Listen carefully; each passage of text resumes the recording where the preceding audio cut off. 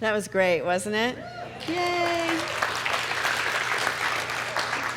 I love it when Olivia sings up front. So we're beginning our new series for the year, which is called Soul Trek, which is about the inner journey that the soul takes. And I thought it might be good to review a little bit of where we've been over the years, because we began with the 12 powers. I don't know how many of you were here for that, where we checked and explored a different power every month. And then from there, we explored world religions and made our way through the altars and most of the tapestries here in the room. We moved from that to dreaming, let the dreamers wake the nation, and explored the different ways that we dream and bring our dreams into manifestation and reality. And then we moved into creating community. Last year, it was who are you called to be, and stepping up to that hero's journey. And so now we're getting ready to go on a soul trek.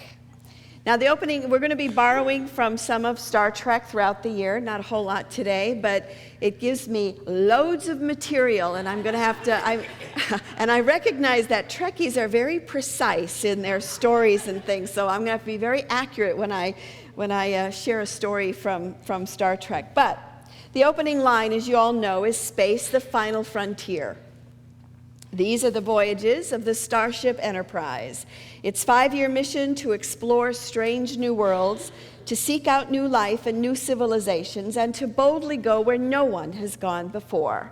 We've heard that a million times, haven't we? Whether we're Star Trek fans or not. And the truth is, I'd like for us to look at this a little bit differently and recognize that these are the voyages of your life. You are the starship, you are on a voyage. And your mission is to explore strange new worlds, both outer and inner, and to seek out new life, maybe new civilizations, and to boldly go where your soul has never gone before. So that is our intention for this year. Now, before we go on a trek, regardless of whether it's an inner or an outer one, the first thing we need to do is to take inventory and to pack up. And that means getting your tickets, that means getting your map and figuring out where you're going, and your shoes and all of that. But even before any of that, the thing that we need most to go on a trek is courage. It takes courage to go on a trek. It takes courage to boldly go where no soul has ever gone before. It takes courage to do what you fear, to do what you're afraid of. And it takes courage to face change. Now, what stops us from changing? I believe one of the things that stops us, probably the biggest thing that stops us, is that we are creatures of habit. And we don't like change necessarily. I mean, sometimes we do. And I'm reading a book called The Power of Habit. And the author said that when a habit emerges, the brain stops fully participating in decision making. Unless you deliberately fight a habit, unless you find new routines, the pattern will unfold automatically. So many of our decisions are made automatically, and we're not even thinking about it.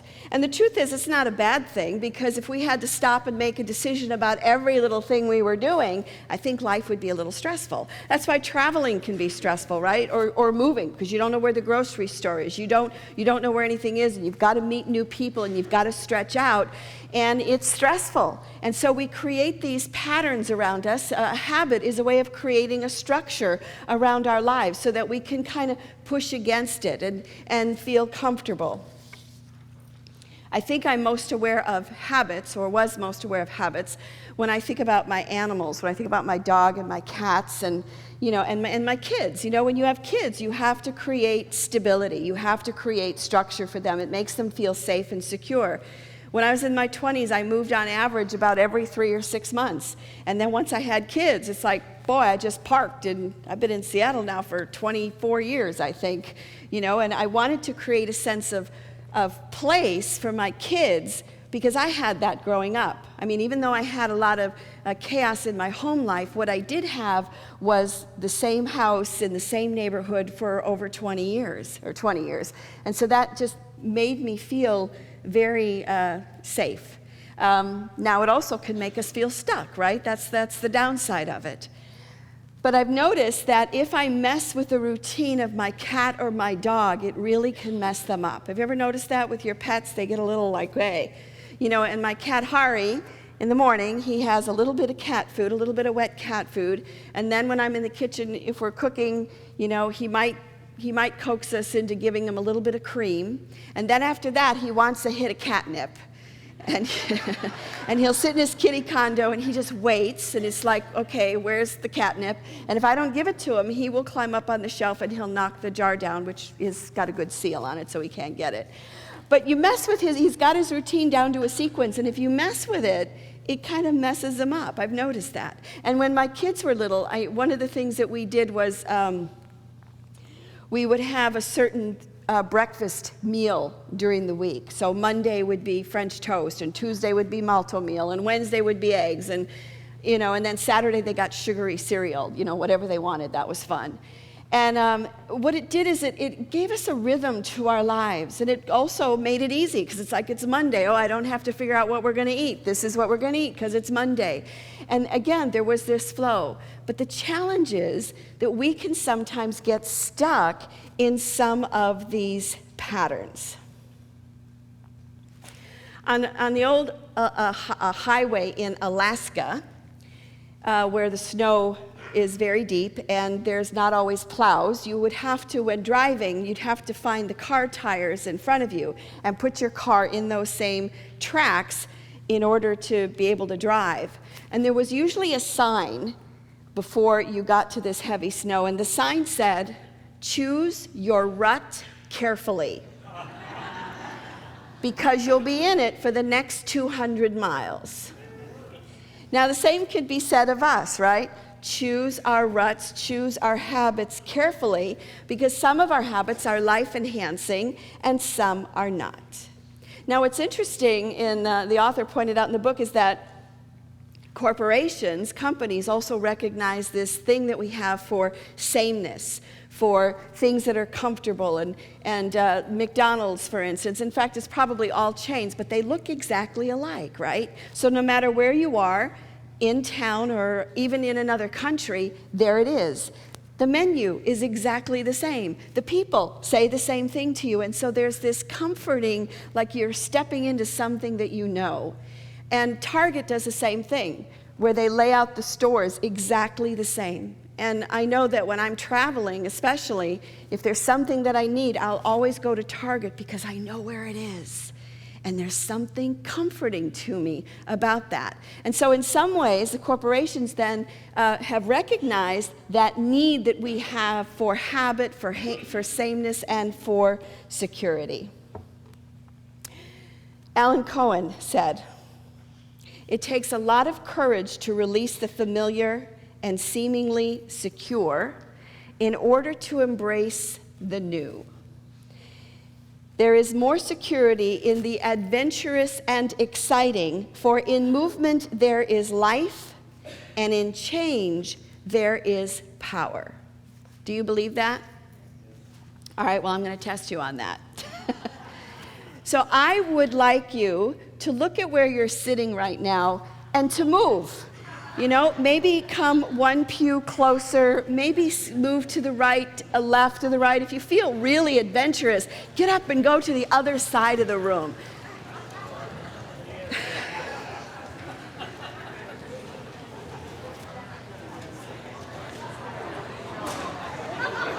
Come closer, not farther back.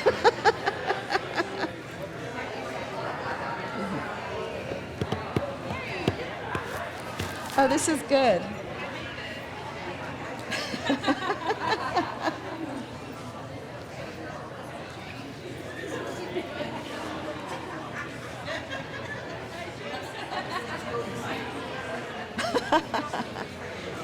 This is good.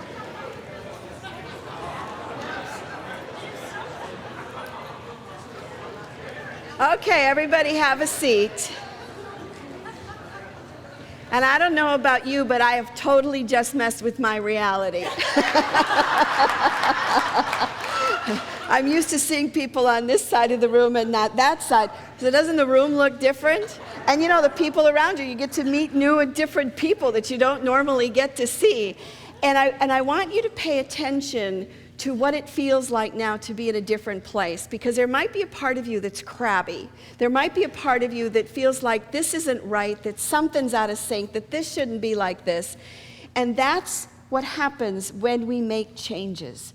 It is uncomfortable, it is different, but the positive is it gives us a different perspective. We maybe get to meet people that we wouldn't have met before, and we get to see things that we haven't necessarily seen before.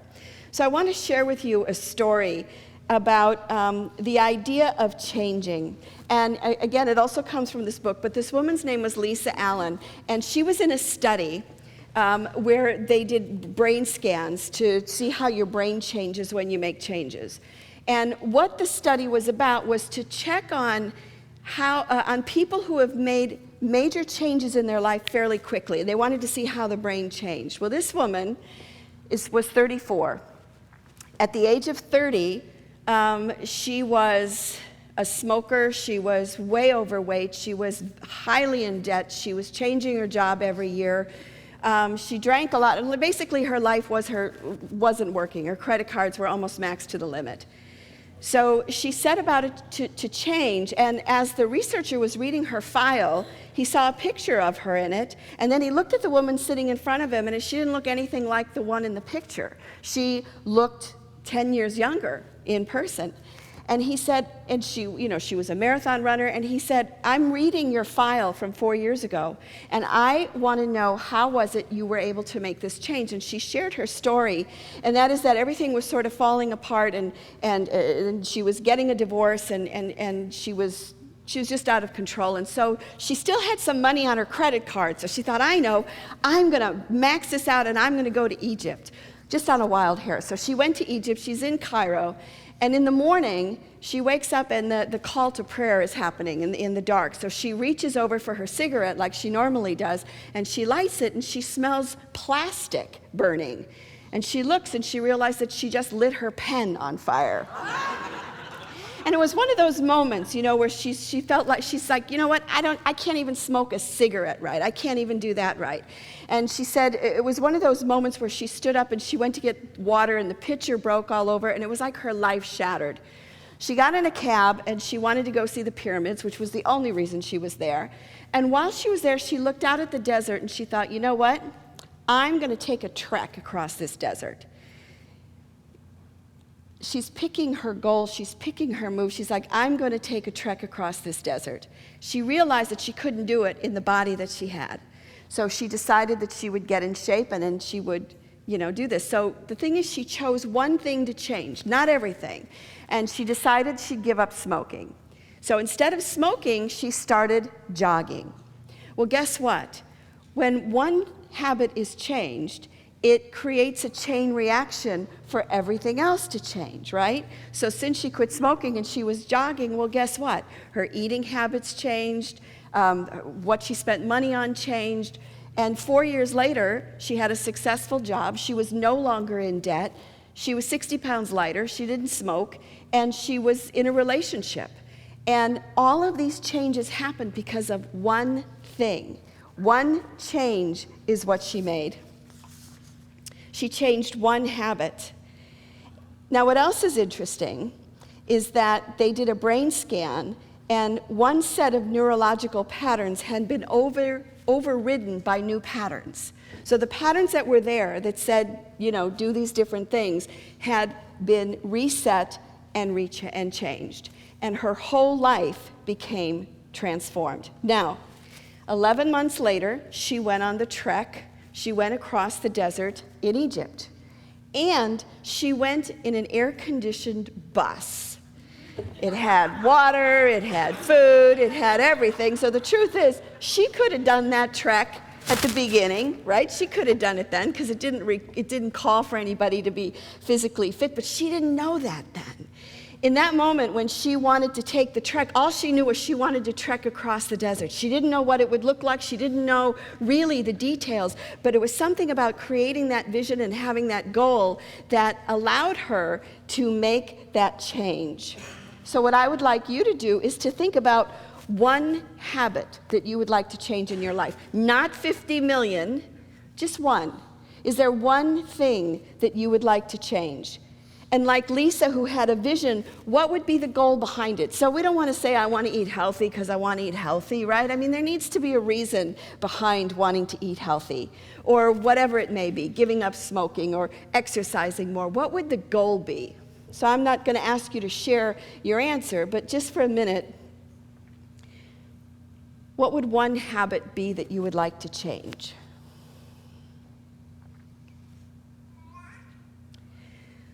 Lisa picked a direction, and she moved. What did the baby say?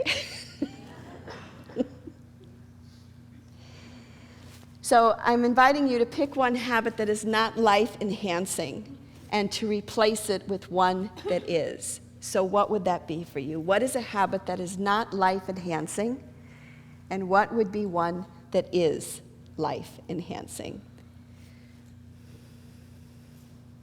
And I'm just going to ask you to hold that, and we don't have to do anything with it right now. Now, the thing to know is that the direction that you pick may cause anxiety. And this is where courage comes in. This is where we need courage, because it's important to do what we fear. I mean, having courage doesn't mean that we're never afraid. Having courage means we do that thing that we're afraid of. We feel the fear and we step up and we do it anyway. One of my favorite Unity ministers and writers is Ernest Wilson. I believe he died long before I went into the ministry. But he was a minister, a prolific writer, and he actually gave us these candlesticks. He gave Seattle Unity these candlesticks probably back in 1960. And I always love the story that he tells, and that is that he got ordained and he got his first church, and he came out to give his talk, and he looks out over the room. And as he's looking out at everyone, he goes, "I'll be right back." And he leaves the room and he goes off and he throws up. And then he comes back and he finishes his sermon. Now that is having courage, isn't it? Because it's like, there's that one hand when you're feeling the fear and it's like, I can't do this and I'm just going to run. But instead, he just had the courage to go, I'll be right back. Just hold that thought, and then blah, and then here he is again. So what is that thing for you? What is it that you're afraid of? What is it that is calling you to step out into that soul trek? I've shared before that I started out with a huge fear of public speaking. And in school, they started us with 30 seconds, then 60 seconds, then 3 minutes. And they were very gentle and sweet about it so that we could work our way up to, 20, 30 minutes or whatever. And it was very, very difficult. And I still don't sleep the night before a talk. I pretty much am going over and over it again. So your mission in this life is to explore new worlds, both inner and outer. Your mission in this life is to boldly go where your soul has never gone before. Because soul trek is an inner journey, and before going on a trek, we need the courage to take the first step. Marianne Williamson said it this way: it takes courage to endure the sharp pains of self-discovery rather than choose to take the dull pain of unconsciousness that would last the rest of our lives. There's a little bit of pain with that, but the payoff is we're conscious. And you know what? We're not our habits. We have the Spirit of God within us, and we are stronger than any limiting belief. We're stronger than any limiting habit that we may have, because that Spirit is stronger. So as we go forth, remember to choose your rut carefully. You may be in it for the next 200 miles. May it be life-enhancing. May you have the courage within you to make the positive changes that are necessary. May you have the courage to do what you fear. May you have the courage to face change. And may you pick your direction and move.